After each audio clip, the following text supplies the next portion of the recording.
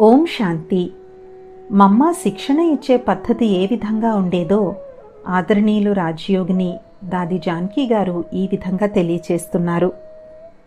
బాబా సభలో అనగా క్లాస్లో అందరి ఎదురుగుండానే శిక్షణ ఇచ్చేవారు. ఎవరికైనా వ్యక్తిగత రూపంలో శిక్షణ ఇవ్వవలసి వస్తే వారికి బాబా లెటర్ రాసేవారు. మమ్మ అర్థం చేయించే పద్ధతి వేరేగా ఉండేది. మమ్మ ఆ బిడ్డ చెవులలో చెప్పేవారు, లేక సంకేతాన్ని ఇచ్చేవారు. చాలా ప్రేమగా చెప్పేవారు. ఎవరో చెప్పిన మాటల ఆధారంగా మమ్మ వారికి శిక్షణ ఇచ్చేవారు కాదు.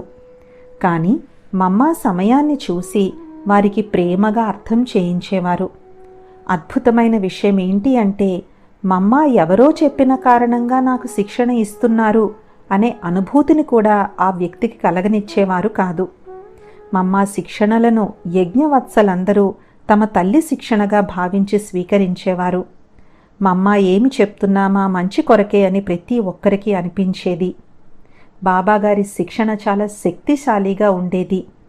అందువల్లనే సాధారణంగా ఏ పిల్లలకైనా అర్థం చేయించవలసి వస్తే బాబా నేరుగా వారిని ఏమీ అనేవారు కాదు, కానీ వారి ఎదురుగుండా మమ్మాకు చెప్పేవారు.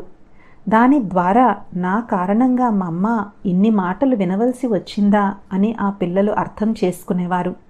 తర్వాత వారే మమ్మ వద్దకు వచ్చి తమ తప్పును ఒప్పుకునేవారు. అంతేకాక ముందు ముందు అలా జరగకుండా ఉండేందుకు ఎంతో గమనిక కూడా పెట్టుకునేవారు. ఓం శాంతి.